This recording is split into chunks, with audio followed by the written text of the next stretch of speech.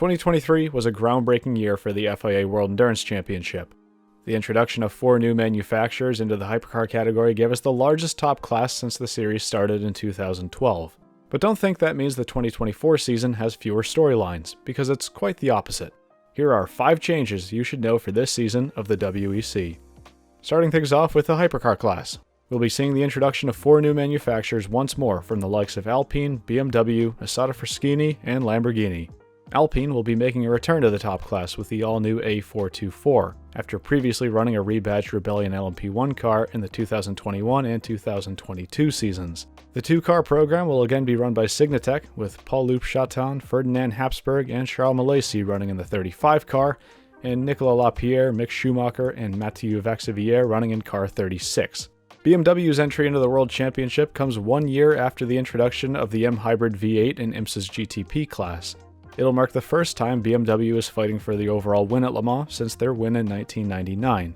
Fronting the effort is Team WRT, who is entering 2 cars after their planned hypercar program with Audi folded in 2022.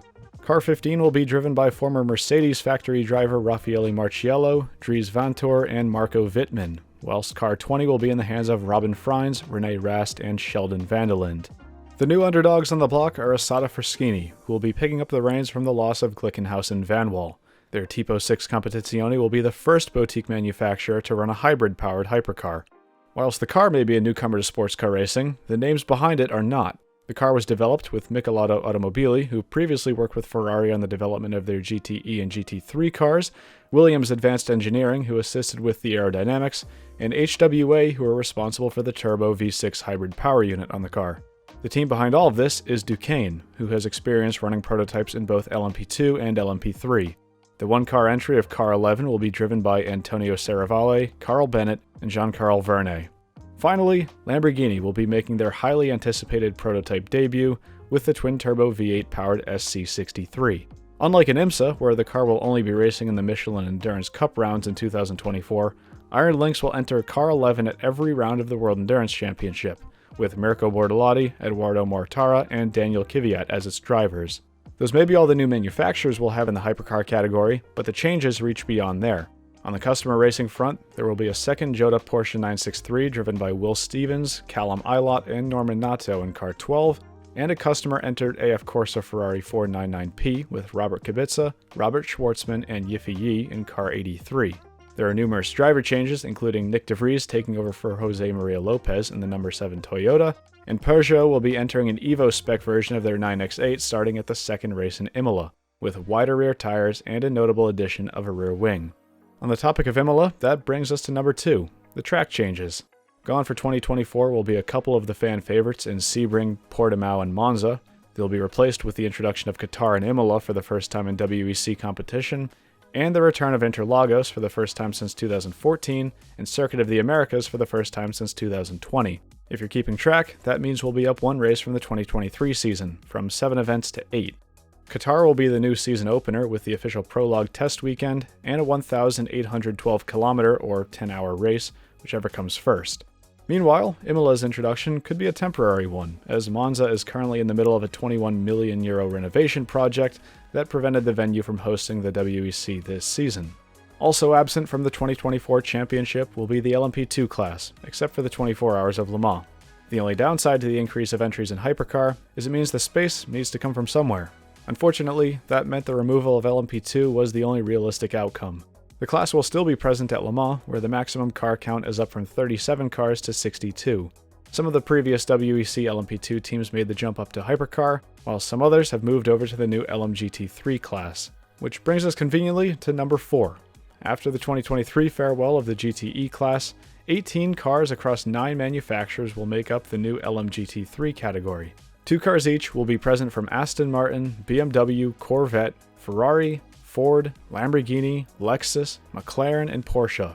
Aston Martin will be represented by former GTE-AM teams the Heart of Racing and D-Station Racing in the new Vantage GT3 Evo.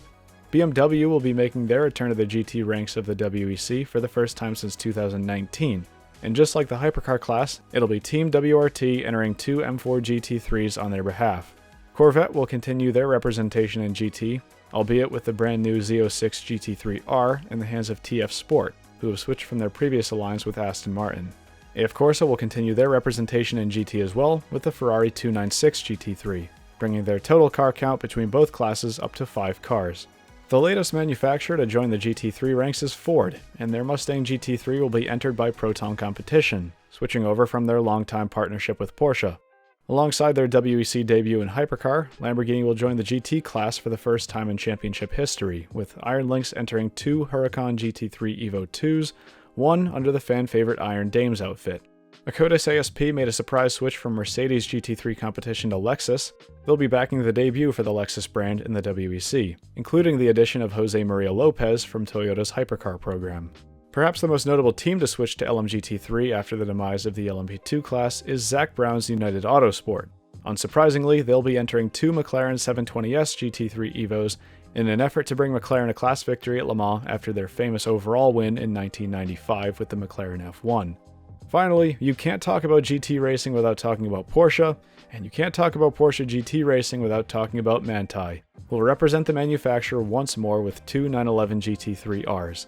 Additional LMGT3 entrants at Le Mans will be present, but none from additional manufacturers, as only manufacturers racing in the full season will be allowed at the 24-hour race.